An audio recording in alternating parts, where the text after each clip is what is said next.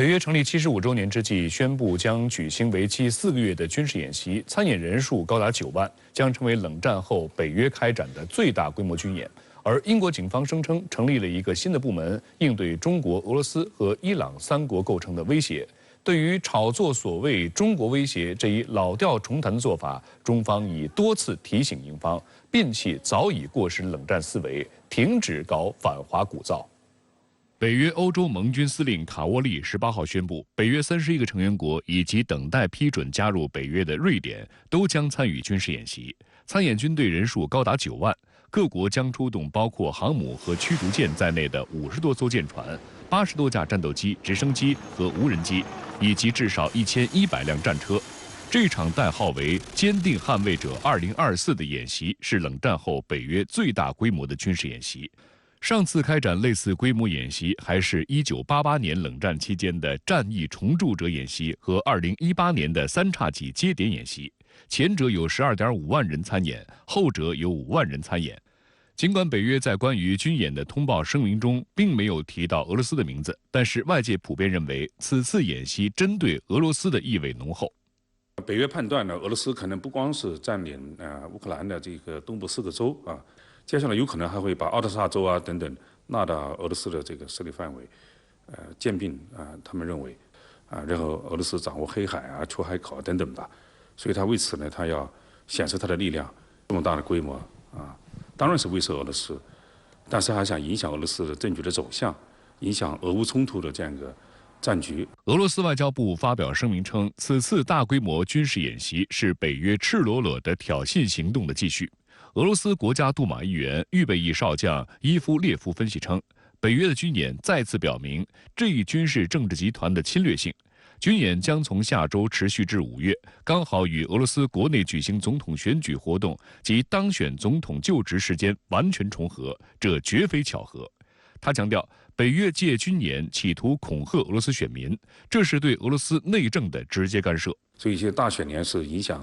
俄罗斯政局的一个很好的一个时机。尽管普京当选连任应该是没有什么悬念所以实际上他这个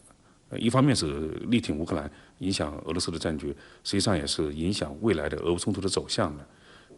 还有威慑俄罗斯的下一步的行动。此次北约大规模军演，英国政府高调参与，引发国际社会关注。英国国防部15号宣布，将派出2万名军人参演，包括1.6万名陆军、2000名海军、8艘战舰及1个航母攻击群。有观察指，作为一个日渐落的老牌帝国，英国现有的军事家底并不厚实，这次能派出2万人参加，实属不易。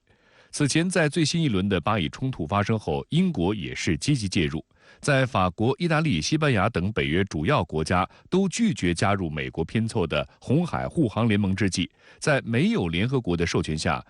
英国联手美国多次对也门胡塞武装发动打击。观察指，英国脱欧后与欧洲大陆国家渐行渐远，政治影响力和军事存在感不断降低。英国期望通过大规模介入军演，既提升在欧洲的军事存在感，配合美国削弱俄罗斯实力，又为英国重振军备做背书。英国还在炒作所谓中国威胁论。据路透社报道，英国警方19号声称已经成立一个新部门，以应对中国、俄罗斯和伊朗3国构成的威胁。还称他们非常担心今年英国大选前可能出现的一些风险。对于炒作所谓中国威胁这一老调重弹做法，中方已多次提醒英方摒弃早已过时的冷战思维，停止搞反华鼓噪。去年10月，英国议会下院国防委员会发表《英国防务及印太报告》，其中涉华部分大肆渲染中国威胁，鼓吹英国应与盟友合作应对中方可能对台湾采取的行动。对于该报告，中国驻英国大使馆发表声明驳斥。使馆发言人在声明中说，英国议会上述报告无端指责中国，大肆散布中国威胁论，煽动联手遏制中国，我们对此坚决反对，予以强烈谴责。临近春节，来深过大年，真的很好玩。新春嘉年华启动，深圳各大景点纷纷出招。深圳大鹏凭借身份证可以在水上体验项目中享受优惠，当地岭南特色网红餐饮店还为游客赠送特色小吃。另外，如果您的身份证上有龙字，可享受在深圳乘坐红胖子观光旅游巴士5折优惠，游览冬日里的魅力深圳。我是从吉林省吉安市来的，感觉这个城市特别棒，特别热情，然后环境非常优美。过年来深还可以感受满满科技感的工业旅游线路，全自动无人驾驶城市版高空过山车，说的就是深圳首条空中有轨电车平山云巴1号线。这条云巴全线长8.5公里，除了颜值高、科技含量高之外，实际应用效率也很高。孩子从南京过来，他不断的创新，在人工智能领域里面已经慢慢的做到领先。3100年的南京城，它充满了历史的底蕴，而只有44年的深圳，它代表着我们的将来。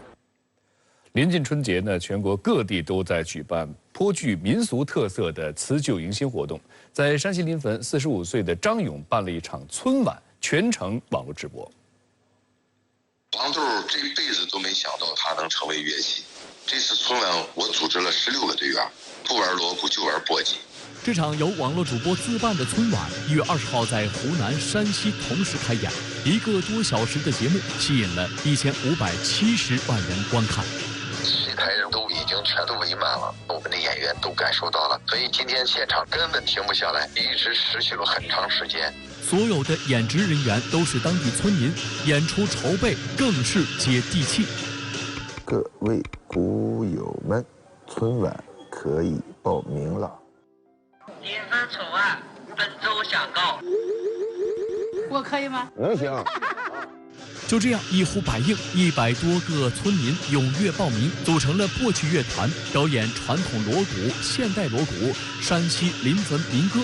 大大小小有13个节目，最小的表演者只有9岁。而在热情的背后，是张勇15年的坚持积淀下来的底气。我是从15岁开始打鼓，到今天为止已经打了30多年。小时候到每一个村里的时候，首先听到的是这个村里的锣鼓的声音，震天撼地的。但后来大家都忙着赚钱去了，锣鼓声就不见了。曲牌是微风锣鼓的灵魂，大部分曲牌就个别传承人会，如果传承人不在了，这个曲赋就失传了。由于过去这些技艺只传内不传外，张勇想去采风，得想办法。对传统技艺在眷恋，让张勇不愿意看到非遗民俗在消失。我在边上看看一下。哎，停，双手，停，1、2。哎呀，豁出去了，马上。谢谢。15年里，